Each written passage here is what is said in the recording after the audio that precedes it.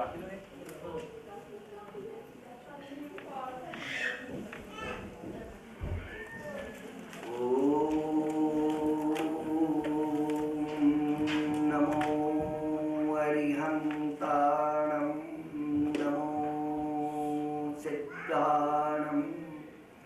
नमो आयर्याणं नमो वज्रायाणं नमो लोये तब्बसाहूणं एसो पंचनमुक्कारो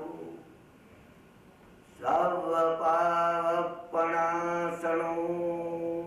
मंगलानं च सव्वेसिं परमं हवै मंगलम्।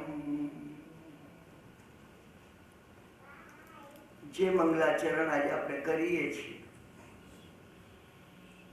અજિત શાંતિ જેને માટે મેં આપને કહ્યું છે, સંવત્સરિક પ્રતિક્રમણમાં મહામુનિ નંદીસેને રચેલી અજિતનાથ ભગવાન અને શાંતિનાથ ભગવાનની એ સ્તવનામાંથી અજિતનાથ ભગવાનની આ સ્તુતિ છે।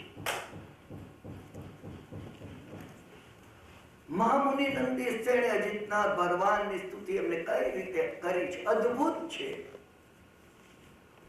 અંબરંતર વિહારણ્યાહિમ લલિયહંસ વૌગામિણ્યાહિમ પીનચોણી ધનશાલિન્યાહિમ સકલ કમલ દલ લોહણ્યાહિમ। આની અંદર દેવાંગનાઓનું વર્ણન કરવામાં આવ્યું છે। અપ્સરાઓ આકાશમાંથી ભગવાન અજિતનાથ પ્રભુને વંદના કરવા માટે ઉતરી રહી છે। વિના નિરંતર તણભર વિણમ્ય ગાયલ આઈમ, આ વર્ણન એમને જે રીતે કર્યું છે, અદ્ભુત અદ્ભુત વર્ણન છે। અને છેલ્લે અજિતનાથ ભગવાનની સ્તુતિ કરતા એ કહે છે, તમહમ જીન ચંદમ અજિયમ જીયમોહમ દુઃ શબ્દ કિલેસમ પયકોપણમાં। કેવા છે આ અજિતનાથ પ્રભુ? અજિતનાથ અજિત છે। પહેલા તીર્થંકર મેં આપને કહ્યું એમ ઋષભ સુપ્રીમ છે, ઋષભ અલગ છે। ઋષભ મારી અંદર રહેલા પરમાત્મા ઋષભ છે, એ જ અજિત છે, એ જ સંભવ છે, એ જ અભિનંદન છે। એક વાર જો આપણે એનો પરિચય મેળવી લે, અને એટલે હું તમને વિનંતી કરું છું, તમે સમજવાનો પહેલા પ્રયત્ન કરજો, પછી સહેલું છે। મને અનેક જણ પૂછે છે કે કઈ રીતે ક્રોધને દૂર કરવો, ધ્યાન કઈ રીતે કરવું, આપણે સમજી લઈએ। અત્યારે આપણે ગણિત બેસાડવા માટે બેઠા છીએ, સ્વાધ્યાય જે છે એમાં આપણે સમજીએ છીએ, અત્યંત ભાવપૂર્વક આપણે સમજીએ છીએ। એક વખતે જો ગાડી ચલાવતા આપણે શીખી લઈશું, પછી અહીંયાથી ગાડીનો રસ્તો હોય એવી કોઈ પણ જગ્યાએ જવું સહેલું થઈ જશે, આપણે સમજી લે। તમામ જેને ચંદ કેવા છે અજિતનાથ પ્રભુ, ઇનવિન્સિબલ, અજિત, ક્યારે પણ કોઈથી જીતી ન શકાય એવા આ અજિતનાથ પ્રભુ, એ અજિતનાથ ભગવાન ક્યારે કોઈથી જીતી શકાય એવા નથી। હું અને તમે જો એક વખત એમનું શરણ લઈ શકીએ, ઋષભનું શરણ લઈએ, સુપ્રીમ બની, એ સ્વામીમાં એ બળ છે, એ તાકાત છે, પોતે જેવા છે એવા આપણને બનાવી દે। અજિતનાથ ભગવાનમાં એ તાકાત છે, એ બળ છે, આપણે એમના જેવા બની જઈએ। આ અજિતનાથ ભગવાન મહામુનિ નંદીસેન એમની સ્તુતિ કરે છે, તમહમ જીને ચંદ્ર, જીનોમાં ચંદ્ર સમાન, જીનોમાં જે ચંદ્ર સમાન છે એવા એ પ્રભુ। અજિયમ જીયમોહમ, જીત્યો છે મોહને જેને, અને જીતાડે છે મોહને જે. તમે એની સહાય લો, તમને મોહ જીતાડી દેશે. ક્રોધ દૂર કરવો ને એ પડે. શાંતિનાથ ભગવાનની સહાય અશાંતિ દૂર થઈ જાય, અશાંતિ દૂર થઈ જાય. એ માટે અહીંયા પંખો હોય ને, એ ચલાવવા માટે પંખો ના ફેરવવો પડે. આપણને એમ થાય કે સીડી મૂકીને જોતી ફેરવીએ. ના ના ના ના ના, તમે કોઈ જગ્યાએ બટન ક્યાં છે તમે શોધી કાઢો. એ ક્યાં બટન છે? બટન દબાવો, પંખો ફરવા માંડશે. બિલકુલ આવું છે. ક્રોધને દૂર કરવા માટે ક્રોધ સાથે અમે એટલી મથામણ કરીએ છીએ ને, અને ક્રોધ દૂર થતો નથી. મહાત્માઓનો નથી થતો. એક વખતે જો બટન સમજાઈ જાય, આ બટન દબાવવાથી બધું અહીંયા જે ગોઠવવામાં આવ્યું છે, બધી વસ્તુઓ કોમ્પ્યુટરાઇઝ છે. અને ભગવાને એવી રીતે આ ગણિત બતાવ્યું છે. એટલે પ્રભુએ ગણિતાનુયોગ કહ્યો, અદ્ભુત અદ્ભુત ગણિતાનુયોગ કહ્યો છે. દ્રવ્યાનુયોગમાં પહેલા આપણે પદાર્થોને સમજી લઈએ, આપણે જીવ અને અજીવ તત્વોને સમજી લઈએ, અને પછી ગણિતાનુયોગમાં એને કઈ રીતે બેસાડવા, એને કઈ રીતે આપણે બેસાડવા, રસ્તો કઈ રીતે. મેં હમણાં જેમ અહીંયા કહ્યું એવી રીતે કોઈક તમને રસ્તો પૂછે, એ કે તમે પણ રસ્તો દેરાસર આવવાનો બતાવો ને ભાઈ. પણ તમે કહો તો તમારે ક્યાંથી આવે? હું ગમે ત્યાંથી આવું, તમે રસ્તો બતાવો ને. તમે રસ્તો નહીં બતાવી શકો. ગમે ત્યાંથી આવે એને રસ્તો, ગમે ત્યાંથી આવે એને રસ્તો, ગમે તે રસ્તો એનો રસ્તો છે. એ ક્યાંથી આવે છે એ મહત્વનું છે. એને પોતાને જો બોસ્ટનથી આવવું હોય તો એક રસ્તો છે, પણ એને ફ્લોરિડાથી આવવું હોય તો બીજો રસ્તો છે. કોઈ વ્યક્તિ એમ ન સમજે કે બધો એક જ રસ્તો છે. રસ્તો દેરાસર નક્કી લાવશે, નક્કી લાવશે. આ ગણિત જયારે એને સમજે, ભગવાન એટલે ગણિતાનુયોગ કીધું, અદ્ભુત ગણિતાનુયોગ પ્રભુએ કહ્યો છે. અનેક ગણિતાનુયોગ, દ્રવ્યાનુયોગ અને ગણિતાનુયોગ, એનું મેથેમેટિક્સ. એ બેઠા પછી પ્રભુએ ચરણ કરણાનુયોગ કે હવે તમે ચાલવા માંડો, હવે તમે ગાડી લઈને નીકળો. બસ તમારી સામે કાગળિયો હોય, આ કાગળિયું તમે જોતા જોતા તમે નીકળી રહ્યા છો. ડાયરેક્શન તમારી પાસે હોય છે તો ગમે ત્યાંથી ગમે ત્યાં તમે આવી જાઓ છો. તમહમ જીન ચંદમ અજીયમ જીયમ. અને ધુવ સર્વ ક્લેશમ, સર્વ ક્લેશોને જેને ધોઈ નાખે છે, ધોઈ નાખે છે, કાઢી નાખે છે, ભૂંસી નાખે છે, લૂછી નાખે છે. પોતાના નહીં તો અમારે એનું શું કરવાનું? રોકફેલર ને રોથશાઇલ્ડ પાસે ઘણું ધન છે, મારે તો કામનું છે, મને કઈ કામનું નથી. એની સાથે મારી કઈ નિસ્બત નથી. ના, પ્રભુનું એવું નથી. એમને પોતે સર્વ ક્લેશો ધોઈ નાખ્યા છે. તમે એમની સન્મુખ થાવ, તમારા ક્લેશો ધોઈ નાખવામાં સહાયક બને છે. અમારે ત્યાં મુદ્દા ઉપર મોટો ઝઘડો છે, એ સહાય કરી શકે કે ના કરી શકે. હું એમને કહું છું, મિત્રોને હું કહું છું, એ કરે નહીં કરે તમે જવા દો, તમે સન્મુખ થાવ, શું બને છે જુઓ. નહીં તો આ એક મોટી રામાયણ છે. રામાયણ નહીં, મહાભારત છે મોટું. કિરણભાઈ એ નિરંજન નિરાકાર જ્યોતિર સ્વરૂપે વિતરાગ પરમ વિતરાગ કઈ કરે. તમે એની સામે તો થાવ ભાઈ, તમે એની સન્મુખ થાવ તો શું બને છે તમે એક વખતે જુઓ. હું એ માટે એક સહેલો દાખલો મારા ગુરુ ભગવંત આપતા, સૂર્યનો. ચામડીના દરદ છે તો તમે સૂર્યની સામે વારંવાર અમુક થી અમુક સમયમાં ઉભા રહો. સવારનો ઉગતો સૂર્ય હોય, એના કિરણો સુકોમળ હોય, સંધ્યાકાળે આથમતો સૂર્ય હોય, કારણ કે જુદી જુદી ક્વોલિટીઝના રેજ એનામાંથી નીકળે.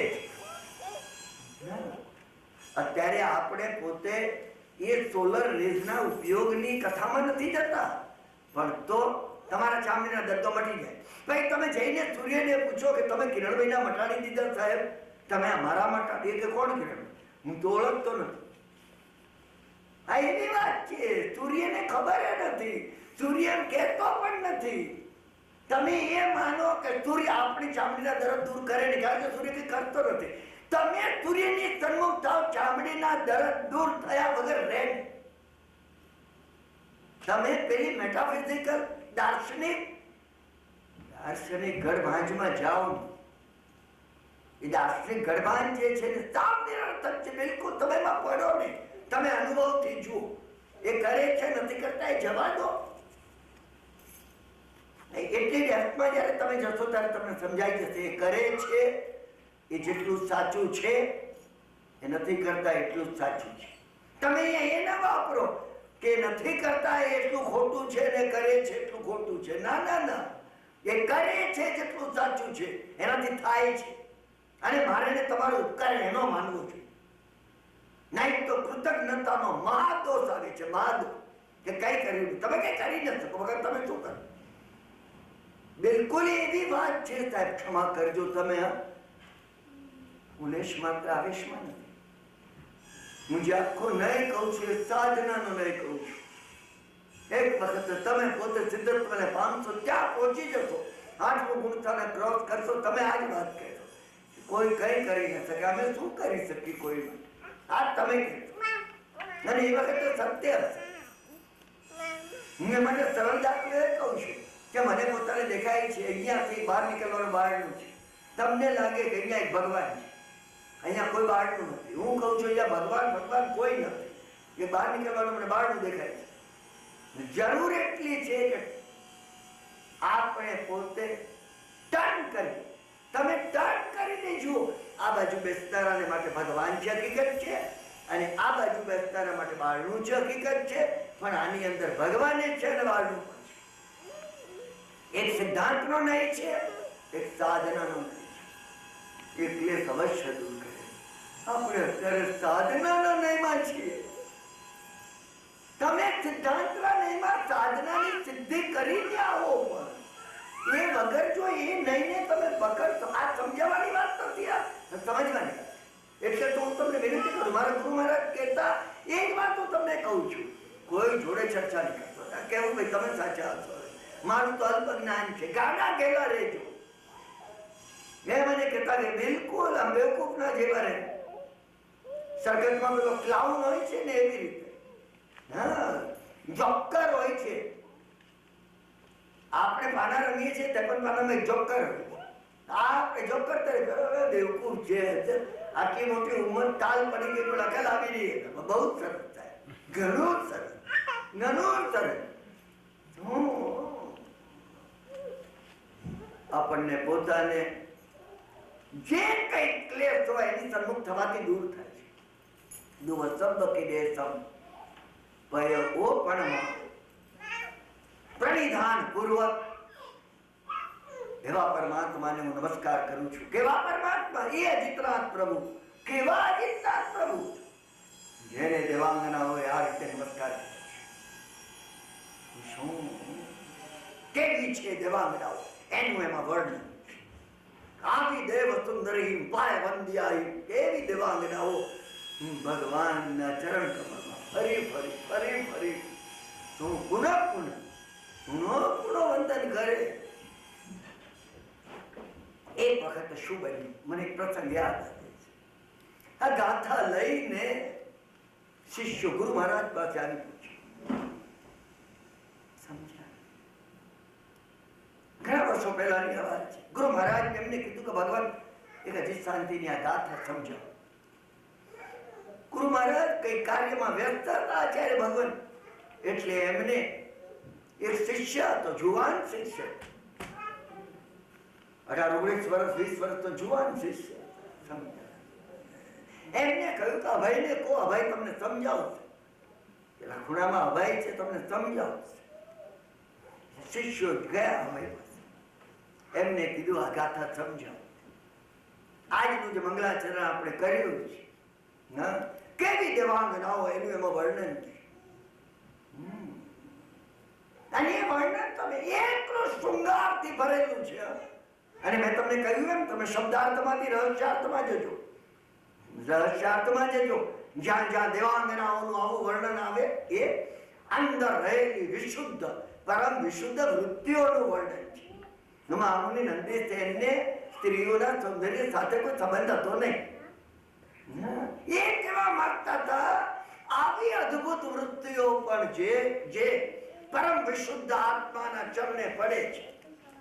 રહસ્યાર્થમાં જજો, શબ્દાર્થમાં તો પકડી લેજો. શબ્દાર્થ અમને શબ્દાર્થે પકડી લીધા છે એટલે સાધના ગઈ, શબ્દે અમને પકડી લીધા. એટલે ક્યાંક અમે સાધનાની વાત પર ભાર મૂકીએ છીએ, ક્યાંક સિદ્ધાંતની વાત પર ભાર મૂકીએ છીએ શબ્દોથી. જીવનમાં ન સાધના આવી છે ન સિદ્ધાંત. આપણે લાવવું છે. જેટલા આપણે અહીંયા ભેગા થઈએ છીએ એને કંઈક કરવું છે કે બનવું છે, કંઈક બનવું જોઈએ. મારા ગુરુ મહારાજ મને કહેતા કે આપણામાં કઈ બને તો આ બધું સાર્થક છે. કઈ બન્યું નહીં તો કોઈ અર્થ નથી ને. પણ અર્થ શું છે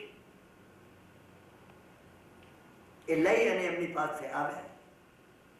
અભય દેવને એમને કહ્યું, અગાથા હવે કહ્યું ગુરુ મહારાજને કહો. ગુરુ મહારાજે ત્યાં બેઠા બેઠા ખૂણામાં કીધું હવે સમજાવે. ગુરુ મહારાજે કહ્યું એટલે તરત જ એમને ગ્રંથ હાથમાં લીધો. અંબર અંતર આને પછી જે વર્ણન કરવા માંડ્યું,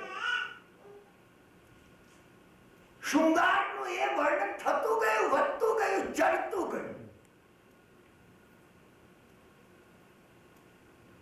આ નગરની અંદર જે રાજા હતો જૈનેતર, એને જૈન ધર્મ જોડે કોઈ નામત હોવાની નિસ્બતમાં એને એકની એક સંતાનમાં એક રાજકુમારી,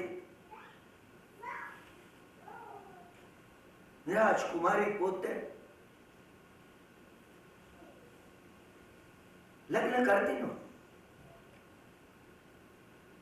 રાજશાસ્ત્રની અંદર પોતાને પરમ નિષ્ણાત કહેવાય. એ કહેતી કે મારાથી અધિક રસિક પુરુષ કોઈ મળશે રસશાસ્ત્રને સમજી શકે તો લગ્ન કરે. લગ્ન નહીં કરે. રાજાને ભારે ચિંતા. મોટા મોટા રાજકુમારો, મોટા રાજાઓ આવતા. મોટા રાજાઓ 3 પ્રશ્ન પૂછીને એ લોકોને ના ઉત્તર કરી દીધી.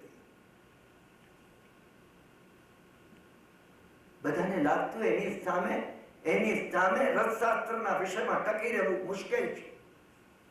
કેવા મહાન આપણે ત્યાં મહાત્માઓ થઈ ગયા છે પ્રભુની પછી, એની હું વાત કરું છું. તો હું તમને એને માટે તો આપણે તો હજી પ્રભુનું ચરિત્ર લીધું છે, પણ પ્રભુની પછી જૈન ધર્મના જે નિર્માતાઓ બન્યા છે, કેટલા મહાન બન્યા તમને એનો ખ્યાલ આવશે.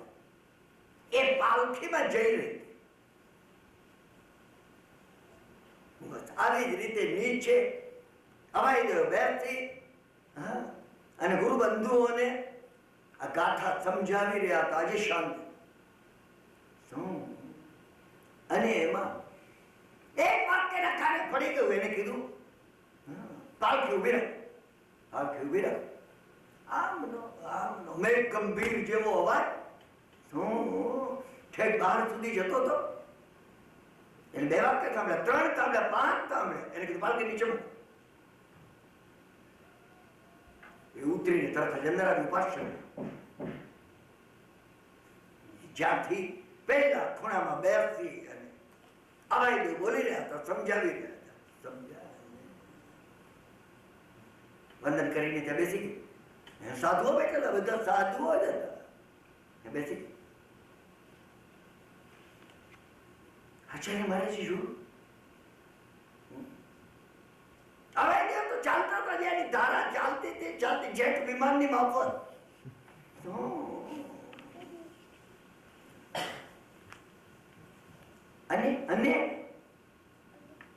અને દાસીઓ એની જોડે 3 દાસીઓ હતી, એની જોડે બેઠેલી ને વિટાઈને એને દાસીઓ સામે જોઈને કહ્યું, પિતાજીને સમાચાર આપો કે મેં પતિ પસંદ કરી લીધો છે. ગુરુ મહારાજને આશ્ચર્ય થયું. ગુરુ મહારાજને ખબર હતી કે રાજા તો વિપરીત છે. અહીંયા લાગ પડ્યો, હું ચેલો ડૂબાવી દઈ થઈ જાય. હા,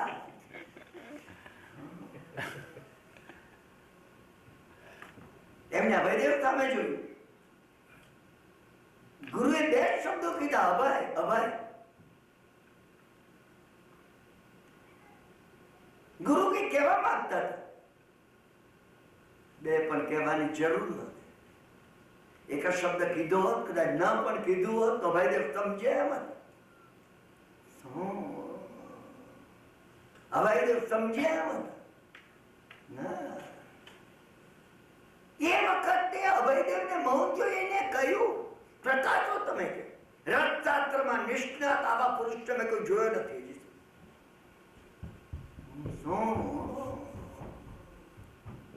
જીવનભર તમારા પગ પાસે બેસીને સાંભળ્યા જ કરી.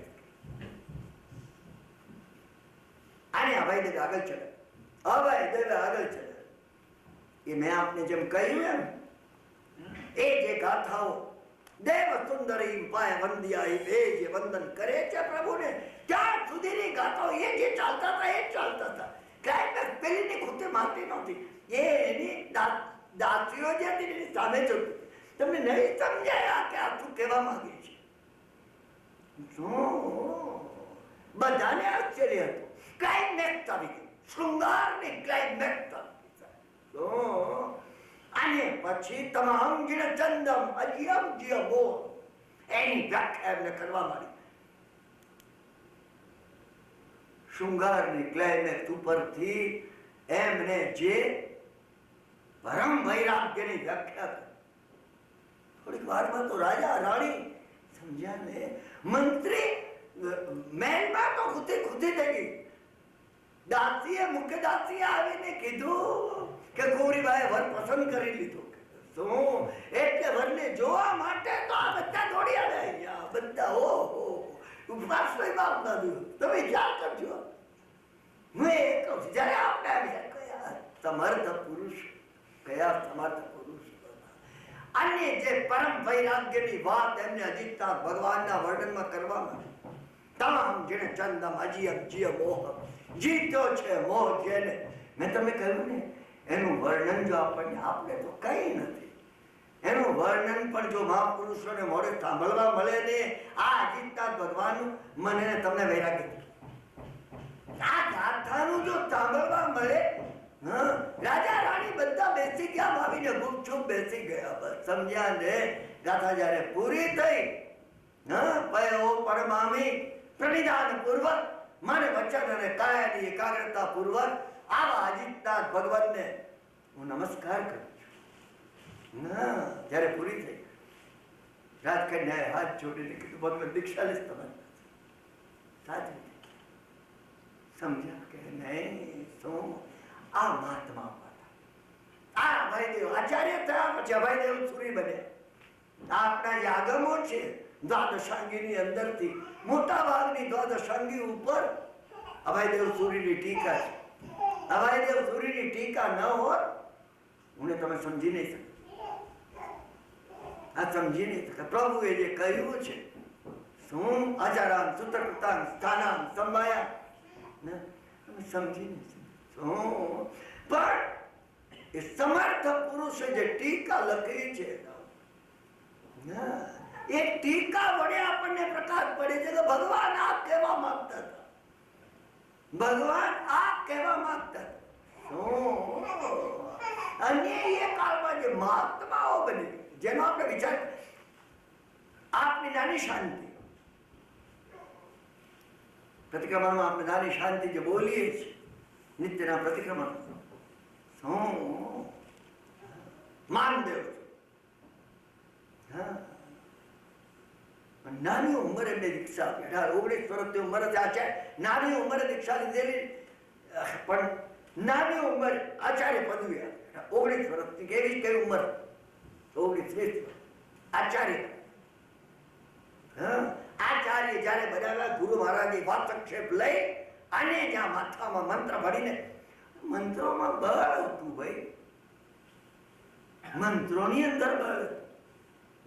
જયારે માથામાં એમને નાખ્યું તો આચાર્ય મહારાજે જોયું, એક ખભા ઉપર લક્ષ્મી દેવી ને બીજા ખભા ઉપર સરસ્વતી, અડિયા આગળ અધ્ધર બેઠેલા.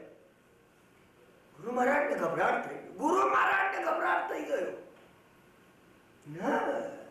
કે લક્ષ્મી અને સરસ્વતી જેના ખભા પર અડિયા આગળ અધ્ધર સ્પર્શા વગર,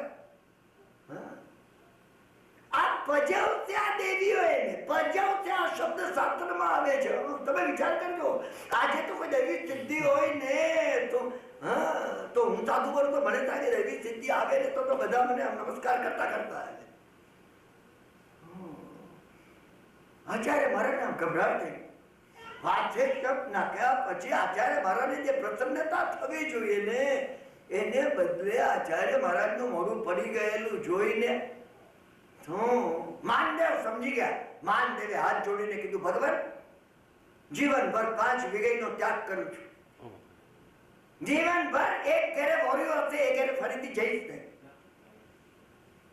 4 એને જે અભિગ્રહ લીધા એ વખત ગુરુ મહારાજને ખુશી થઈ. ગુરુ મહારાજે પાછું કીધું, તમારો સાર્થક શિષ્ય આ માનદેવ. આજે જ્યાં આપણે નાની શાંતિ જે બોલીએ છીએ, આ નાની શાંતિના રચયિતા ના ખુદે થઈ ગઈ. કયા સમર્થ હતા.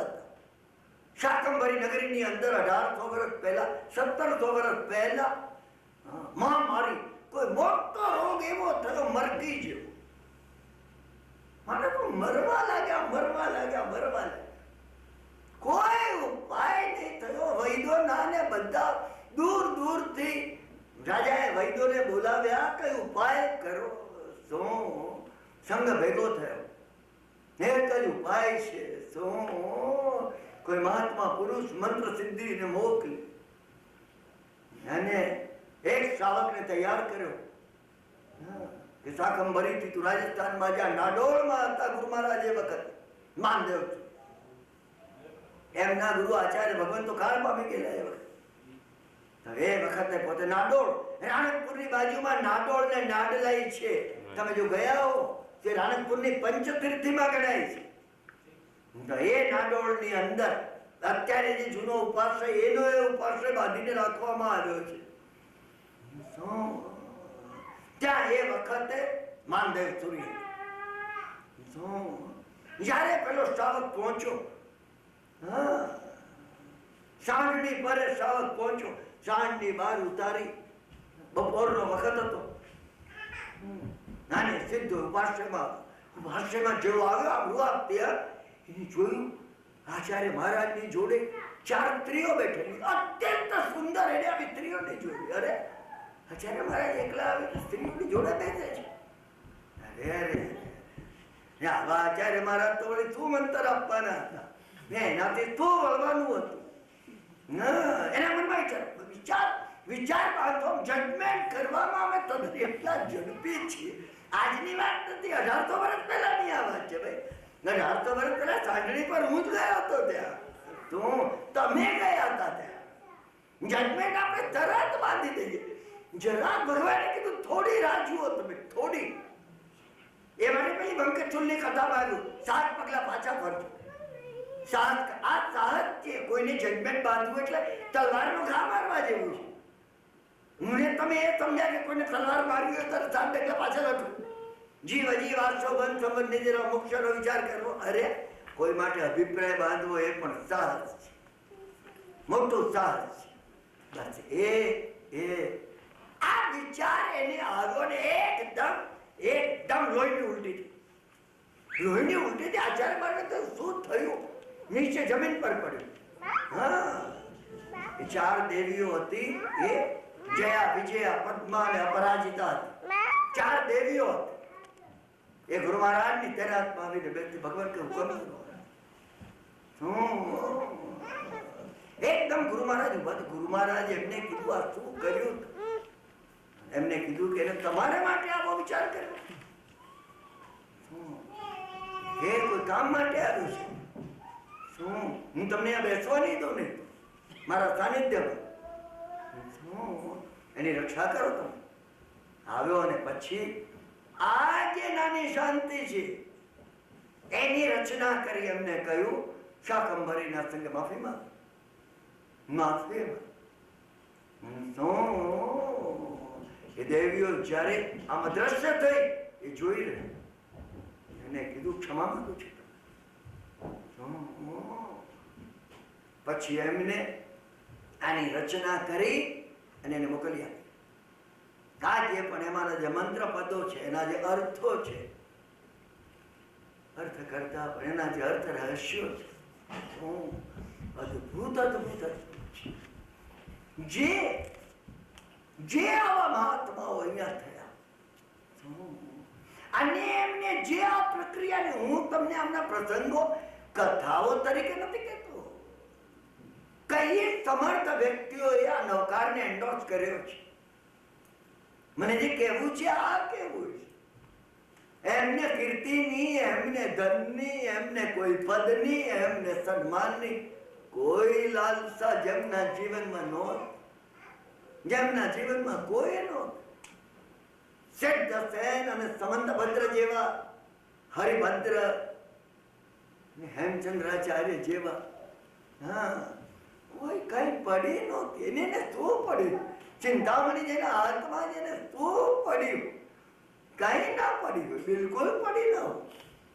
એક વખતે ઘણા વર્ષો પહેલાની વાત છે, ઓસ્ટ્રિયાના રાજાએ જાહેર કર્યું કે સુવર્ણનો કીમિયો આલ્ચેમી એવા કોઈ રસ વડે સોનું બને છે, આ માત્ર અફવા છે, આ જૂઠાણું ને ગપ્પુ છે કે આ કઈ ખરું છે? તો એને આખા યુરોપની અંદર એ માટે જાહેરાત કરાવી. કોઈ જો હોય તો મને બીજું કઈ નથી, મને માત્ર મનની અંદર એક શંકા છે, તો એ શંકા દૂર થાય એ માટે જો કોઈ કઈ જાણતું હોય તો લોકોની એમાં શ્રદ્ધા વધશે. અને હું એને 12 મોટા ગામ એ જે માગશે એ મારા તાબાના બક્ષિસ આપે. એક ચિત્રે હાલ જેના કપડા હતા એવો એક વૃદ્ધ 3-4 મહિના પછી એક વખત ઓસ્ટ્રિયાના દરબારમાં એને આવીને કહ્યું, જાહેરાત તમે કરી છે? રાજાએ કીધું હા. એને કહ્યું પુરવાર કરવા માટે હું તૈયાર છું. રાજાએ હાથ જોડીને કીધું, ઘણી ખુશી, તમને શું સાધનો જોઈએ? એને કહ્યું, મને કોઈક એવું સ્થાન હોવું જોઈએ કે જ્યાં 3 માઇલના ઘેરાવામાં, સર્કમફરન્સમાં કોઈ વ્યક્તિ ત્યાં આવે નહીં. આ બંનેનો બનાવ હું તમને કહું છું. કોઈ વ્યક્તિ ત્યાં આવે નહીં, મને બિલકુલ ડિસ્ટર્બ ન થાય. અને આ પ્રયોગ માટે મને પોતાને 100 દિવસ જોઈશે. જૂની ઘણી વાતોમાં, આલ્ચેમીની વાતોમાં કે આપણે ત્યાં રસશાસ્ત્રની વાતોમાં આ વસ્તુ તો આવે જ છે. રાજાએ કહ્યું, હું તમને અનુકૂળતા કરી આપું, બીજો તમારે પ્રયોગ માટે જે કઈ સામાન જોઈતો હોય હું તમને ભેગો કરી આપું. સમજ્યા? એને જે સામાન મંગાવ્યો 99 દાડા થઈ ગયા. રાજાએ 4 બાજુ ચોકી પહેરો રાખ્યો કે કોઈ આવી ન શકે. 100 દિવસ પૂરા થઈ ગયા. 101મો દિવસ હતો. રાજાનું કુતૂહલ માતું નહોતું. રાજાને લાગ્યું કે પેલો પોતે દરબારમાં આવશે. બહાર મોટા ગામ ઓસ્ટ્રિયાના તાબાના એ કોને લાલચ ન હતો, એ તો ચોક્કસ એ જ આવશે લેવા માટે. અને દરેક જણ પોતાની ફૂટપટ્ટીથી બીજાઓને માપે છે. આપણે આપણી ફૂટપટ્ટીથી બીજાને માપીએ છીએ ને. એ રાજા પોતાની ફૂટપટ્ટીથી માપતો હતો. 102મો દિવસ થયો, 103મો દિવસ થયો. રાજાને થયું, ચોકીદારોના મુખ્યને એને બોલાવ્યો. એ કે અમે એવી રીતે ગોઠવેલું છે, રાત અને દિવસ, કોઈ અંદર જઈ શકે નહીં, અંદરથી કોઈ બહાર આવી શકે, અંદરથી કોઈ બહાર આવી શકે નહીં. અંદર તો એ એકલા જ છે જેની તમે નિમણૂક કરી છે તે. અને 105મા દિવસે સ્વયં રાજા પોતે મંત્રીઓને બધાને સાથે લઈને ગયા.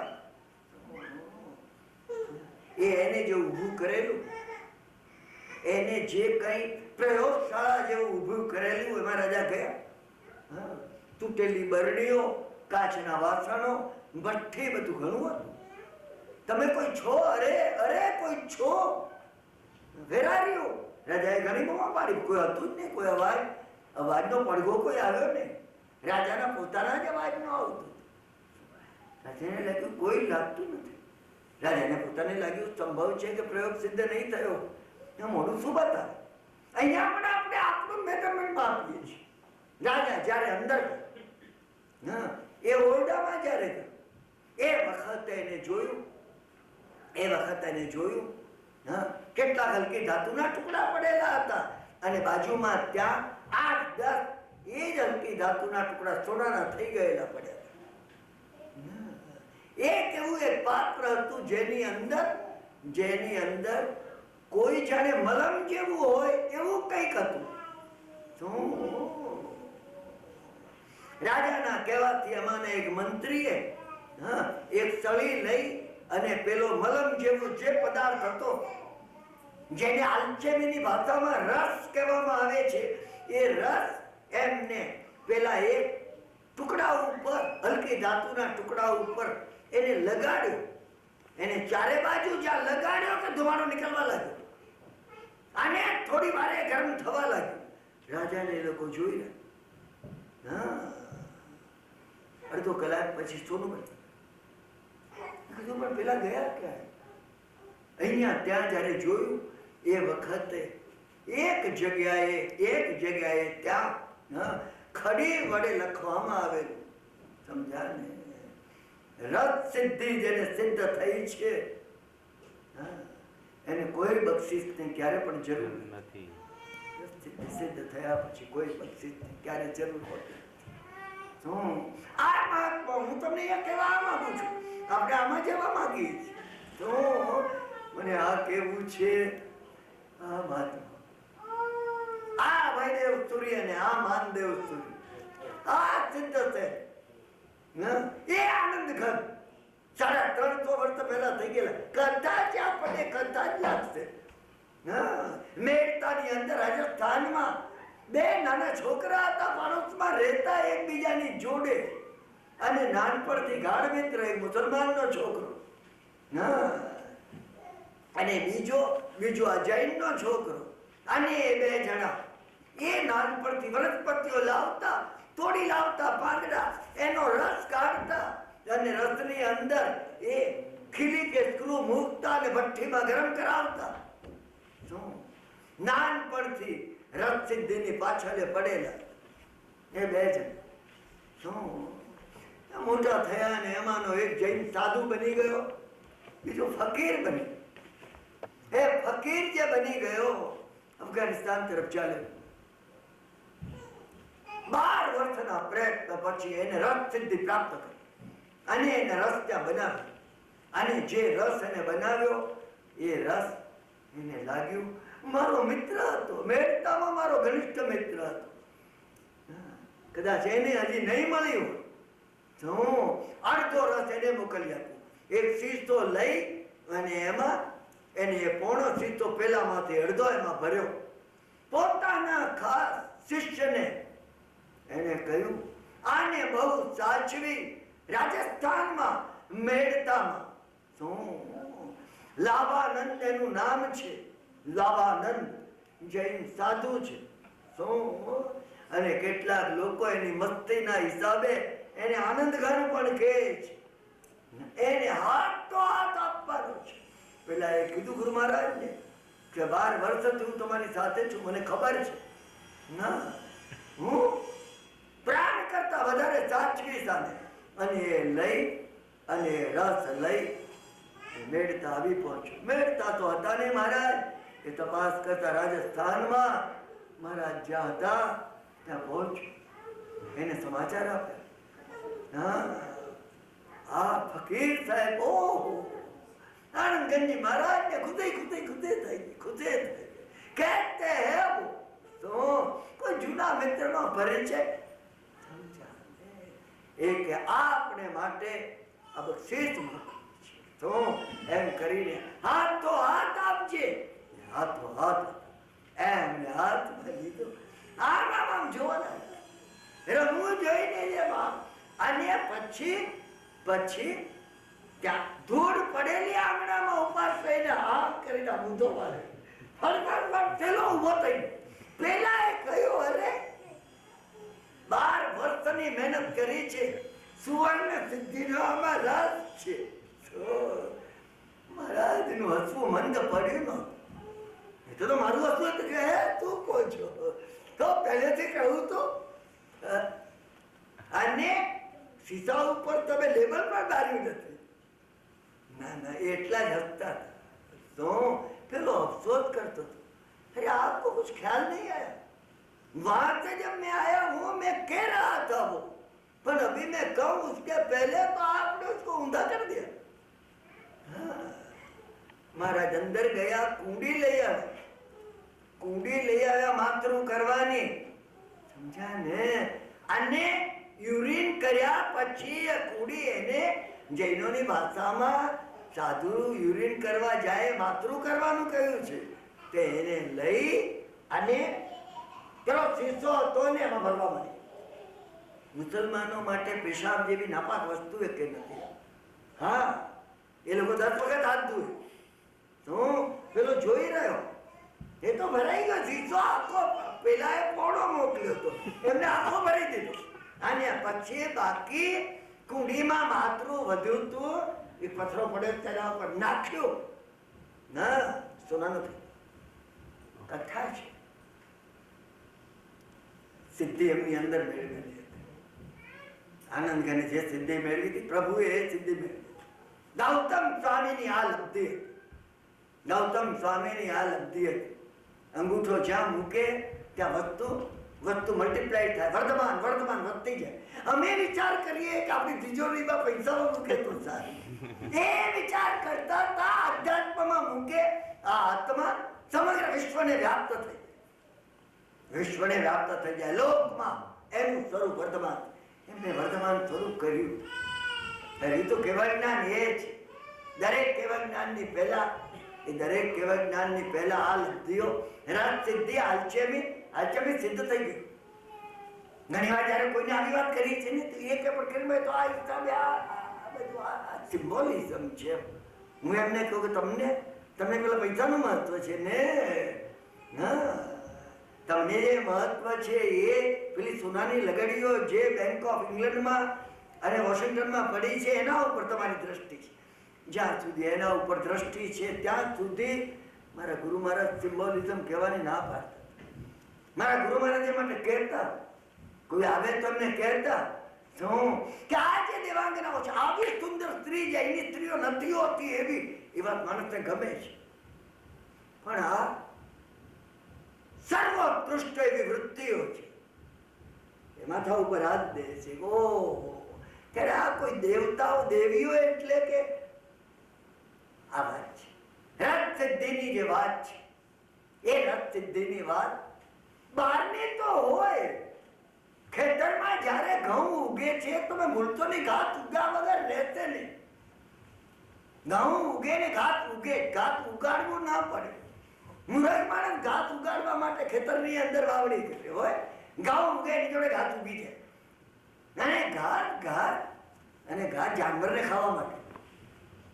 ગાય બળદ ઘાસ ખાય, માનવી ઘઉં ખાય.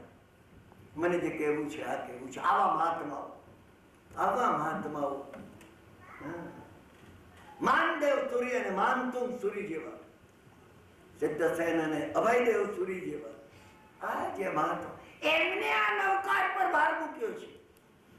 આ મહાત્માઓને અસત્ય કહેવાનો કઈ સ્વાર્થ નથી. એમને આપણને એ કહ્યું કે આ 7 વસ્તુનો તમે જો ક્ષય કરો ને, તમે દર્શન થઈ જાય તો તમને મોક્ષનો વિઝા મળી. ગમે ત્યારે જાઓ તમે. આ તો ભૂતગલ પરાવર્તમાં આમાં તો એવું છે, ગમે ત્યારે જાઓ અમેરિકાના વિઝામાં, પણ તમે જો ન જાઓ તો વિઝા કેન્સલ થઈ જાય. અહીંયા કેન્સલ ન થાય, તમને પરાને મોક્ષમાં લઈ જાય. આ તો ભૂતગલ પરાવર્તમાં સમ્યક દર્શન, એને ન જવું હોય તો પણ એને ખેંચીને મોક્ષમાં લઈ જાય. એમને અસત્ય કહેવાનું કઈ કારણ નથી. શાસ્ત્રમાં કહેલી વસ્તુ પર હું ભારે માટે મૂકું છું. મિથ્યાત્વ મૂળતાને તૂટે જાય, સમ્યકત્વ પ્રગટ થાય. પ્રગટ થતા જુદું બને છે. એ પ્રગટ થતા જે વસ્તુ બને છે, અંદર પરિવર્તન આવે. તમને પરિવર્તન અનુભવાશે. મને ઘણા પૂછે છે કે સમ્યક દર્શનની ખબર કઈ રીતે પડે. તમારી વૃત્તિઓમાં ફેર થાય.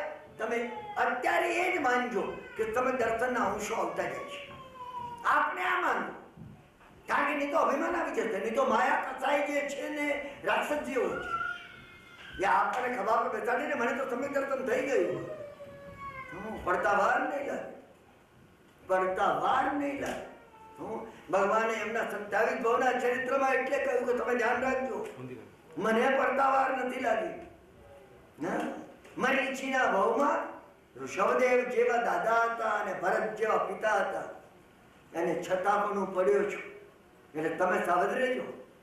પ્રભુની કરુણા છે, પ્રભુએ કરુણાથી આપણને આ વસ્તુ કહી છે. એટલે આપણે આમાંનું આપણા અંશો છે. જે વ્યગ્રતા પહેલા રહેતી હતી, જે ગુસ્સો પહેલા આવતો હતો, કઈ ચેન્જ આવ્યો? તમે વિચારે કરજો, હા આવ્યો છે.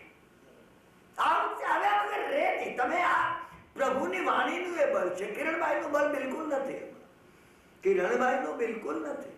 દૂધ પાપેશ્વરની હરડેનું એ બળ છે કે પેટમાંથી મળ નીકળે. સેલ્સમેન ગમે એવો હોય, અરે બોથર સેલ્સમેન ને તમે આપી હોય ને દૂધ પાપેશ્વરની છે, બસ તો એ અસર કરશે. કર્યા વગર રહે નહીં. ભગવાનની વાત છે, ભગવાનની વાત અસર કરે છે. બળ જે છે ને પ્રભુનું છે, પ્રભુનું છે. મેં તમને કહ્યું એમ, એક ખભા ઉપર સરસ્વતી ને બીજા ખભા પર લક્ષ્મી. એ જોતા ગુરુ ચમક્યા અને માનદેવે કહ્યું, હું 6 વીઘાનો ત્યાગ કરું છું. જીવનભર દૂધ દહીં ઘી કઈ લઈશ ને. એક ઘરથી 4 કપરી વસ્તુઓ સંયમનું બળ. હું ને તમે સંયમ ના લઈ શકીએ. તમે એની ચિંતા નહીં કરો. સંયમ ના લઈ શકીએ પણ સંયમમાં બળ છે. આપણે અનુમોદના જો કરી શકીએ, ઓહો આ સંયમી પુરુષો કેવા હતા, એ મહાત્માઓ કેવા હતા. એ સંયમનું બળ એ જો આપણને સ્પર્શે, બીજ વવાઈ ગયા, એક દાણો ઉગશે. અમને એમ છે કે હમણાં વવાયું, પછી હું બહુ નાનો હતો ને, શું એ વખતે પાટણમાં રહેતો, તો એ વખતે પેલાની અંદર દાણા વાવી માટીમાં ને એમાં થોડું પાણી નાખી રમીને આવીને પાછા કાઢીને જોઈએ આમ કે દાણો ઉગ્યો છે કે નથી ઉગ્યો. મારી માં મને કહેતી, આખી જિંદગી ઉગાડ નહીં ઉગે, ભૂલી ગયા. પણ એવું ઉત્કંઠા એ હતી કે વાવે ને તરત ઉગે, વાવે તો ઉગવું જોઈએ. અને હવે તો મોટા થયા પછી બુદ્ધિશાળી આવ્યા હતા, વાવે ને ઉગતું નથી. અમારો અનુભવ છે આ ઉગવાનું છે જ. ભાઈ અમને ખબર નથી વાવે અને ઉગે એ માટે વચ્ચે ટાઈમ ડ્યુરેશન જોઈએ. વચ્ચે સમયનો એક ડ્યુરેશન, સમયનો સમય જોઈએ. દરેક વસ્તુ ઉગવા માટે ટાઈમ એ મોટું ફેક્ટર છે. એક વાર સમજાય છે. આપણું કામ ને વાવવાનું છે. તમે હૃદયમાં વાવો, અને વાવવું એનો જ અર્થ જે ભાવ પૂર્વક તમે સાંભળો છો. ઓહો આવા મહાત્માઓ થઈ ગયા. આવું હતું એક જમાનામાં. આ શક્તિ હતી, આ લબ્ધિ હતી, આ વૈરાગ્ય હતો. આનું જો તમે બહુમાન કરી શકો, બદલાતા જશો. કંઈક બિલકુલ બદલાતા જશો. અને આ મહત્વનું આ છે જે બદલાઈએ. Transformation, change, expansion of consciousness. એનો ચેતનાનો વિસ્તાર થવો જોઈએ. ચેતો વિસ્તાર થવો જોઈએ, બુદ્ધિનો નહીં. બુદ્ધિનો નહીં. હું તમને આ બધી વાતો કહું છું, તમને લાગે કદાચ આ બધી વાતો કરતો હોઉં અને ચેતનાના વિસ્તારમાં મારું મોટું મીંડું, સમજી લો તમે. અને મૃગાવતી કે ચંદન બાળા જેવા એક અક્ષર ના બોલતા હોય, ચેતનાનો વિસ્તાર એમનો ક્યાં પહોંચો. મહત્વ ચેતના અને ચેતનાના વિસ્તારને સંયમ જોડે સંબંધ છે. એ સંયમ આજે ના આવે આપણામાં, પણ સંયમનું બહુમાન થાય ત્યારે સંયમ આવશે. સંયમ ક્યાંથી આવી જાય? તમે એનું બહુમાન જો કરી શકો, તમારા હૃદયની અંદર એની પ્રત્યે જો ભક્તિ થઈ શકે, અને જો ભક્તિ થાય કઈ જુદું બનશે, એ જુદો આકાર લેશે. હવે આરાધનાના માર્ગમાં મહત્વની વસ્તુ આપણે આરાધના ઉપર જવું છે. જે દિવસો આપણી પાસે અત્યારે મારી પાસે વાર્તાલાપના આપણા સ્વાધ્યાયના બાકી છે, એમાં મહત્વના મુદ્દાઓ મને કહેવા છે. જેમ મેં તમને નવકાર બેસાડવાનું ચક્રોમાં કીધું, એમ લોગસ્થ ચક્રોમાં બેસાડવા માટેનું મને કહેવાનું છે. કારણ કે મહત્વ એ છે, નવકાર ચક્રોમાં બેસાડવો એ પ્રાથમિક ભૂમિકા છે. નવકાર તો બધામાં ફંડામેન્ટલ છે. નવકાર ચક્રમાં બેસાડવો એ મનની અંદર જ્યારે નમ્રતા આવી જાય છે. નમ્રતા એ નબળાઈ માનતો નહીં તમે. નમ્રતા પરમાત્મા પ્રત્યેની નમ્રતા છે. પરમાત્મા પ્રત્યેની એ નમ્રતા છે. અને એ જે નમ્ર હોય છે કેવા હોય છે? પ્રભુ જેવા. એમને માટે ઉપમા શું આપી? વજ્રાદપી કઠોરાણી મૃદુની કુસુમાદપી. કર્મની સામે વજ્ર જેવા જે કઠોર છે, અને જગતના જીવો માટે જે ફૂલ જેવા કોમળ છે, આ નમ્રતા શું? એ નવકારની નમ્રતા છે. એટલે નવકારની નમ્રતા આવે. એ નમ્રતા આવ્યા પછી મૂળ જે આપણે આપવાનું છે લોગસ્થ ઉપર આપવાનું છે. કારણ કે લોગસ્થ ધ્યાનનું સૂત્ર છે. નવકાર જે છે જ્ઞાનનું સૂત્ર છે. નવકાર તમે દર્શન ન હોય તો તમે દર્શન લાગે. તમે દર્શન હોય તો તમે દર્શન વધારે પુષ્ટ કરે. પેલા વૈદ્યની દવાની જેમ રાજાનો કુંવર માંદો પડ્યો, શાસ્ત્રમાં આવે છે, ભગવાને આ કથા કહી છે. અને 3 વૈદ્યને બોલાવે. એક વૈદ્ય કહ્યું કે મારી દવા રોગ જડમૂળથી કાઢશે, પણ જો રોગ નહીં હોય તો રોગ થઈ જશે. તું જા ભાઈ, તું પહેલો બહાર જા. બીજો વૈદ્ય કે મારી દવા રોગ હશે તો કાઢશે.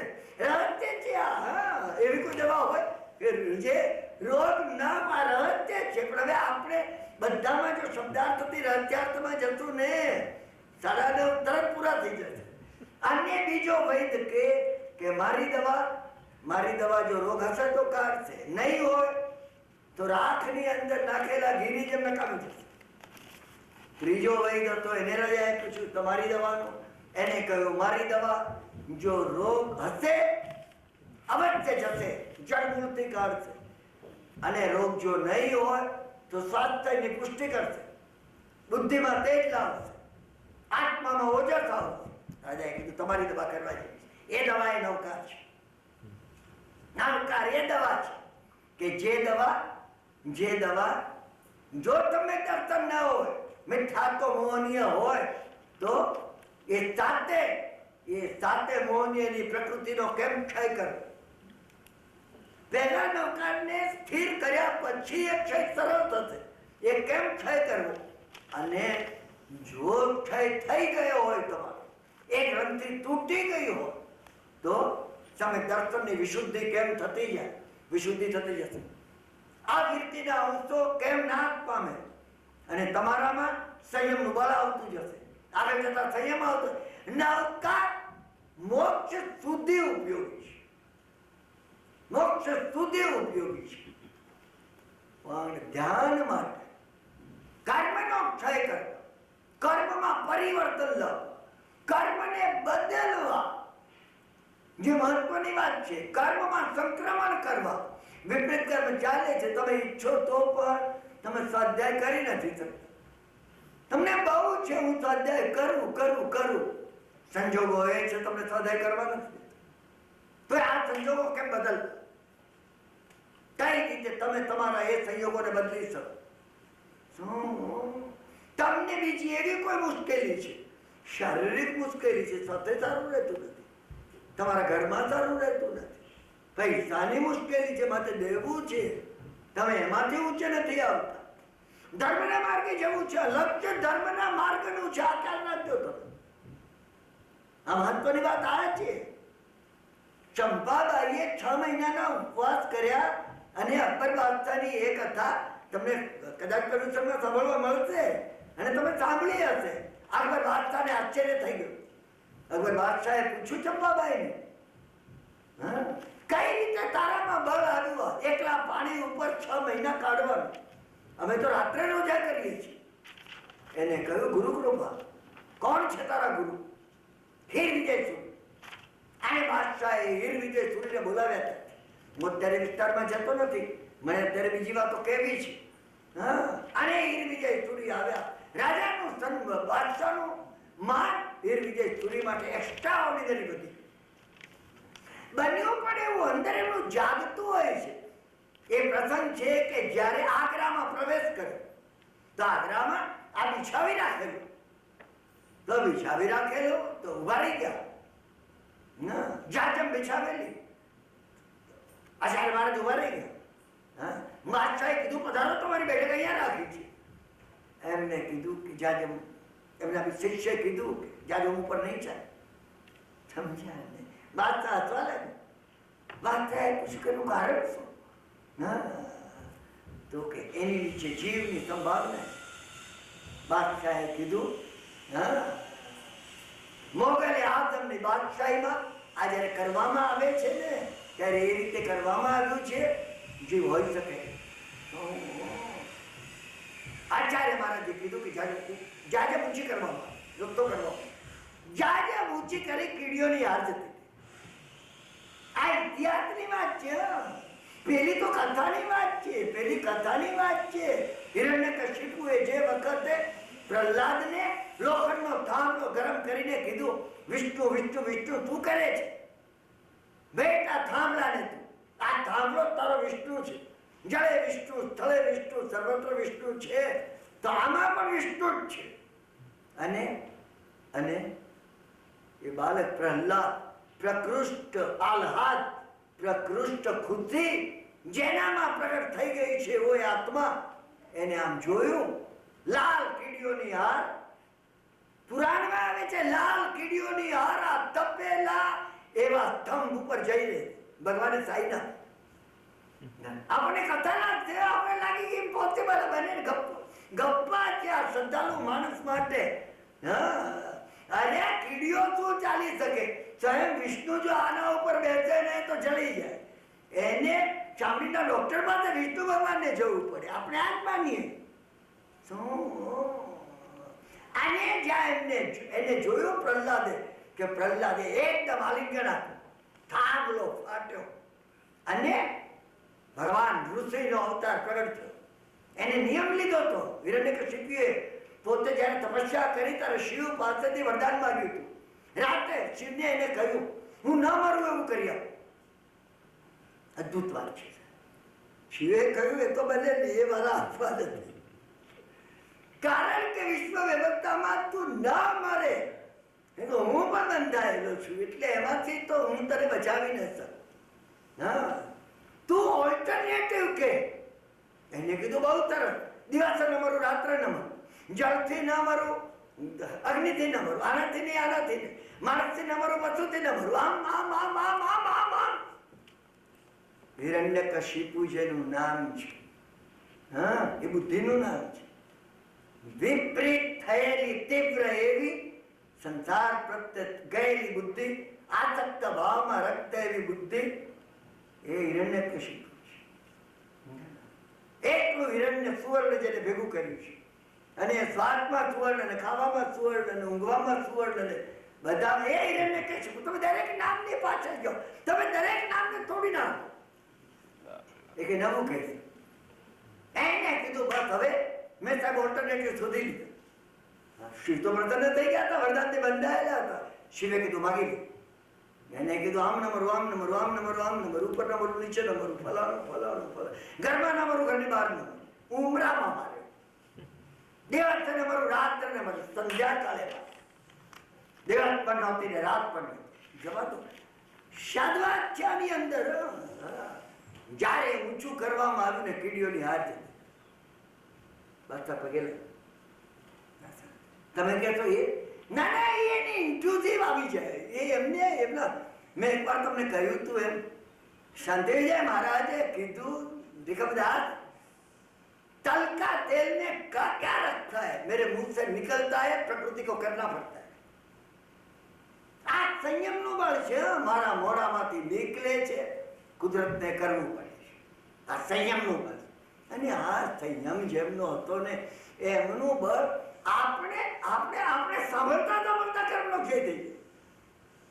એ મહાત્મા એને સાંભળતા કારણ કે એમાં બળ હતું ને આ સંયમનું બળ હતું. એમનામાં જે બળ હતું ને આ સંયમનું બળ હતું. એટલે આપણે એ જે ચેન્જ લાવવો છે, પ્રતિકૂળતાને ધર્મને માટે અનુકૂળતા કરવી છે. તો એમાં હવે મહત્વની વાત કહું છું. હા, એમને રાખ્યા ત્યાં દિલ્હીમાં ચોમાસું કરાવ્યું, આગ્રામાં ચોમાસું કરાવ્યું. એક વખતે બાદશાહ બહુ મુશ્કેલીમાં આવ્યો. આ મહત્વની વાત આ છે. શું કદાચ તમને ખબર હોય ન પણ હોય તો તમને ખબર પડ્યા છે. એમને અબુલ ફઝલને બોલાવીને કીધું કે પેલા ઓલિયા જે છે સમર્થ છે, આ મુશ્કેલી દૂર કરવી છે કે રસ્તો બતાવે. અબુલ ફઝલ આવે એમને કીધું બાદશાહનું બહુ ગંભીર કામ છે. સમજે આચાર્ય મહારાજે કીધું કો બાજુના રૂમમાં લઈ શિષ્યો ચાલી ગયા. બાજુના રૂમમાં જવાની જરૂર નથી. આમ કરીને આમ જેવું તો શિષ્યો ઉઠીને ચાલી ગયા. અબુલ ફઝલે મુશ્કેલી કરી. ઇતિહાસમાં મુશ્કેલી તો નોંધાઈ નથી. બાદશાહને શું મુશ્કેલી હતી? મુશ્કેલી સમજ્યા ને આચાર્ય મહારાજે કહ્યું અબુલ ફઝલ तुम बादशाह को कहना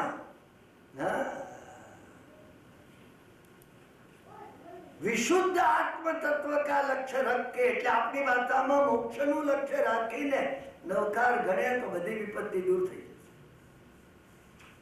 જશે.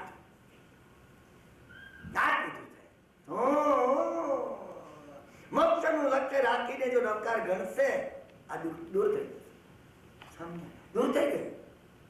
બાદશાહનો ભાવ બહુ વધી ગયો એમના ઉપર. એટલો બધો વધી ગયો, તમને જો ખ્યાલ હશે જ્યારે વિદાયનો સમારંભ હતો, મહત્વની વાત છે એટલે એ કહી દો, પાછી એ કહેવાનો મોકો નહીં મળે. વિદાયનો સમારંભ હતો. એમને કીધું હવે હું વધારે રહી ન શકું, સાધુએ જવું જ જોઈએ. બાદશાહનો બહુ આગ્રહ હતો મારા શિષ્યને મૂકી જવું છે. અને એ પોતે એ વખતે બાદશાહે જે કહ્યું છે નોંધાયેલું છે આઈને અકબરીમાં. બાદશાહે કહ્યું કોઈને આશ્ચર્ય થશે કે આ બાદશાહ જલાલુદ્દીન અકબર એવો કેવો કે એક મહાત્માને ગુજરાતમાંથી અહીંયા બોલાવે છે. ગુજરાતમાંથી એને અહીંયા બોલાવે છે. ગંધારથી વિહાર કરી પગે ચાલીને આ મહાત્મા આવ્યા. દિલ્હીથી હું એમની પાસે જઈ શક્યો, પરંતુ મેં એમને એટલે બોલાવ્યા છે કે મને એમને માટે એટલું બધું માન છે કે સ્વયં એ પોતે જો અહીંયા આવે તો હું અત્યાર સુધી એમ માનું છું કે ખુદા તરફથી આ સલ્તનત હું ચલાવું છું. આ ખુદાના ઓલિયા છે. એ ઓલિયા જો જાતે જુએ તો મને મારી ભૂલ બતાવી શકે. તમને આશ્ચર્ય થશે આઈને અકબરીની અંદર જ્યારે બાદશાહે 3 વિભાગ કર્યા છે. 3 વિભાગ સમજ્યા ને. પહેલા વિભાગની અંદર બિરબલ સાહેબ, ટોડરમલ, ફૈઝી, અબુલ ફઝલ, તમે નામો એક એકથી ચડિયાતા એ પહેલા વિભાગ. એનાથી ચડિયાતા બીજા વિભાગમાં. 3 વિભાગ કર્યા છે. એનાથી ચડિયાતા બીજા વિભાગમાં છે. બીજા વિભાગમાં કોના નામ છે? તો સંત ગોપાલદાસ, સંત હરિદાસ, તાનસેનના ગુરુ પહેલા વિભાગમાં તાનસેનનું નામ છે. તાનસેનના ગુરુ હરિદાસનું નામ બીજા વિભાગમાં છે. સમજ્યા ને. આ બધા મહાત્માઓના નામો જે છે બીજા વિભાગ. ત્રીજા વિભાગમાં 3 નામ છે. 2 નામ મુસલમાન ઓલિયાના છે ને ત્રીજું નામ હીર વિજય સુરી મહારાજ. એમને કહ્યું હું એમને ખુદાના ફિરસ્તા. બાદશાહ જલાલુદ્દીન અકબરનો અભિપ્રાય છે. મને એનું મહત્વ એટલું જ છે. બાદશાહ જલાલુદ્દીન અકબર મારે માટે કોઈ મોટી ઓથોરિટી છે કે તમારે માટે ઓથોરિટી થાય હું નથી કહેતો. આવે વ્યક્તિ જ્યારે એમ કે મુશ્કેલી આવે તો મોક્ષને લક્ષ્યમાં રાખીને નવકાર ગણજો. એને કયો અનુભવ કર્યો હશે, એને શું જોયું હતું એની અંદર. એક વખતે જો મારી અને તમારી દ્રષ્ટિ આ માટે જો ખુલી જાય, સમજ્યા કે નહીં, તો એ ખુલી જતા પણ એ ક્યારે ખુલી? મિથ્યાત્વના અંશો તૂટવામાં. આપણે મિથ્યાત્વના અંશોને તોડવા છે. હું અને તમે એ પ્રયત્નો કરી રહ્યા છીએ. મેં તમને જેમ કહ્યું એમ નવકારને આપણે બેસાડીએ ચક્રોમાં. એ પછી મહત્વની કોઈ પ્રક્રિયા હોય તો બીજી પ્રક્રિયા મોહનીય કર્મની 7 પ્રકૃતિ, એનાથી સમ્યક દર્શન અટક્યું છે. અનાદિકાળથી એ ગ્રંથિ આપણામાં પડેલી છે. શાસ્ત્રની પરિભાષામાં એ તોડવી જોઈએ. તો એ 7 કઈ છે? અનંતાનુબંધી ક્રોધ, અનંતાનુબંધી માન, અનંતાનુબંધી માયા, અનંતાનુબંધી લોભ, મિથ્યાત્વ મોહનીય, મિશ્ર મોહનીય અને સમ્યકત્વ મોહનીય. આ 7 ક્રોધ, માન, માયા, લોભને આપણે સમજીએ છીએ. મિથ્યાત્વ મોહનીય જે છે એ સાપને દોરડું માને, દોરડાને સાપ માને, સત્યને જ અસત્ય માને, અસત્યને સત્ય માને. એ મિથ્યાત્વ મોહનીય છે. મિશ્ર મોહનીય ડાઉટફુલ, હશે કે નહીં હોય, કઈ સમજાતું નથી. ક્યારેક એમ લાગે છે કશું નથી, ખાઓ પીઓ ને મજા કરો. ક્યારેક એમ લાગે છે કઈ છે તો ખરું.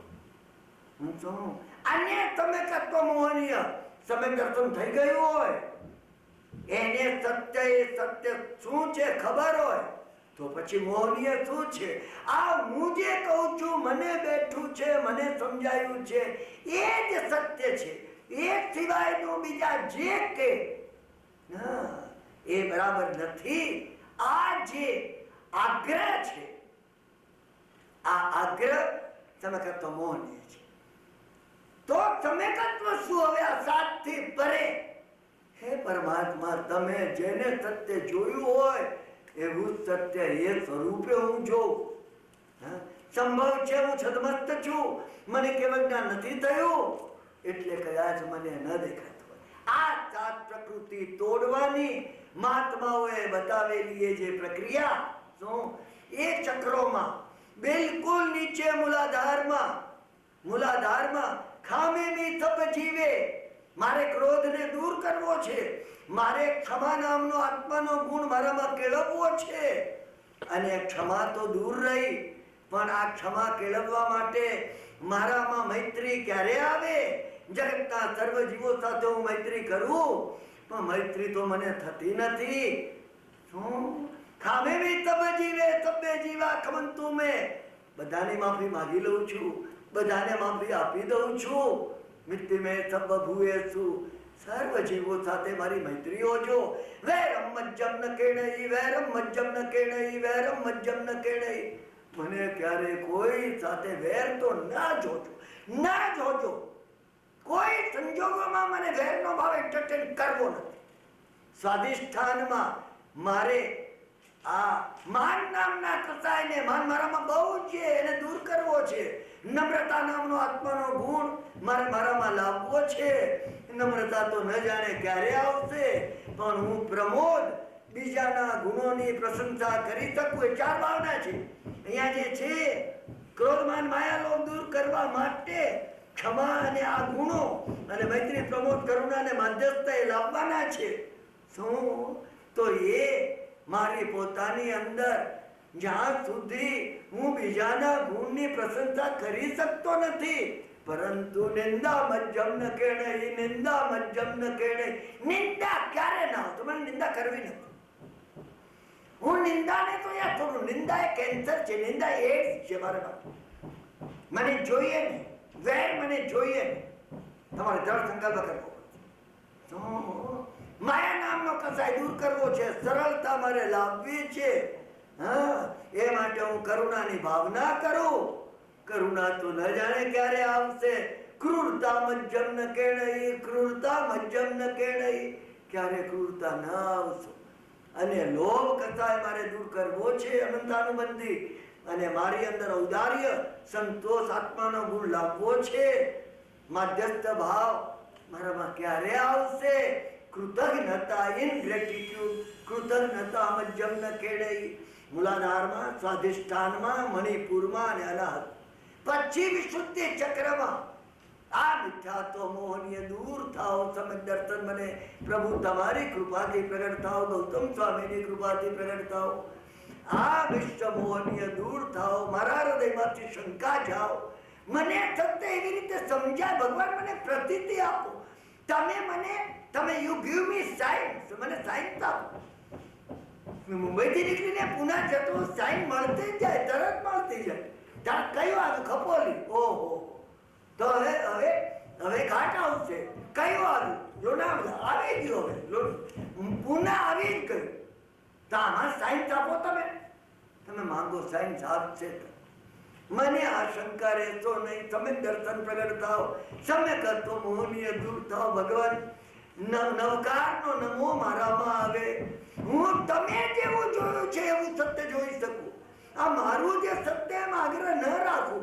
મને આમ સમજાય છે, હું અવશ્ય કહું કે મને આ સમજાયું છે, પણ મારું જ સત્ય છે એ મારો કદાગ્રહ મારામાંથી દૂર થાવ અને સમ્યક દર્શન મને પ્રગટ થાવ. સમ્યક દર્શન મને પ્રગટ થાવ. આ પ્રક્રિયા કૃપા કરીને તમે નવકાર જ્યારે દ્રઢ બને ત્યારે અવશ્ય બેસાડું. એ માટે મારી તમને અત્યંત નમ્ર વિનંતી છે. ભલે થોડો સમય લાગે, પૂરું કરું છું વાર્તાલાપ, કારણ કે હવે હું લોગસ્થ પણ કહેવાનું છું. એટલે લોગસ્થ તમે એક સાથે કરશો ને, તમે લોકો સમજી રાખો. મેં હમણાં જે અહીંયા કહ્યું એમ તમે પેલા સમજી લો. હજી તમે નવકાર પણ ન બેસાડતા હો તો વાંધો નહીં. તમને અનુકૂળતા આવે ત્યારે નવકારને બેસાડજો. ચક્રોમાં પહેલા નવકાર દ્રઢ અને સ્થિર થવો જોઈએ, ઘૂંટાવો જોઈએ. પછી આ મેં તમને કહ્યું એ મહાત્માઓએ બતાવે. તમે એમને કોઈ જોડે ચર્ચા કૃપા કરીને નહીં કરતા, નહીં તો તમને હાનિ થશે. એ બળ નહીં ભેગું થાય. એક વાર તમારામાં એ બળ આવ્યા પછી તમે એ વિચાર નહીં કરતા. તમારામાંથી જે ભાઈ બહેનો કરતા હોય, મને 2-3 જણાએ કહ્યું કે ક્રોધ આવે છે. કરનારા ભાઈએ એક જણાએ કહ્યું મને, શું તંદાળા પહેલા કિરણ મેં મારી સમજાવવામાં ખામી છે. અનંતાનુબંધી ક્રોધ જાય કે ઘરમાં ક્રોધ એકદમ કોઈ કઈ ભૂલ કરીને તમે કોણ નહીં, ક્રોધ સાવ જતો રહે અને તમે એકદમ ગર્તુકુમાર જેવા સંતાવન બની જશો. ના ના ના ના, અનંતાનુબંધી ક્રોધ કાઢવાનો. માની અનંતાનુબંધી આખી જિંદગીને પરંપરામાં રહે. સમ્યક દર્શનને અટકાવનારું કાઢવાનું છે. માન તો રહે, તમારી કોઈ પ્રશંસા કરે તમને માન આવે, પણ એ માન એ 4 પ્રકારના માન છે, 4 પ્રકારના ક્રોધ છે. સમય નથી એટલે એનો વિસ્તાર કરતો નથી. તમે ચિંતા કરશો નહીં. ભગવાન ગૌતમ સ્વામી આપણી સાથે છે અને પ્રભુ તરીકે તો પ્રભુ પોતે બેઠા છે. પારસના ઉપાધ્યાયમાં બેઠેલા આ જ્ઞાન જે આપી રહ્યા છે એ વગેરે મારું બળ નથી કે આ ચીજ નીકળે. બસ હવે આપણે આવતીકાલે લોગસ્થનું શરૂ કરશું કે લોગસ્થને ચક્રોમાં કઈ રીતે વધારે સ્થિર કરવો. અત્યારે હું જે કહી દઉં છું એથી તમારે બધું એક સાથે કરવાનું છે, તમે માનશો.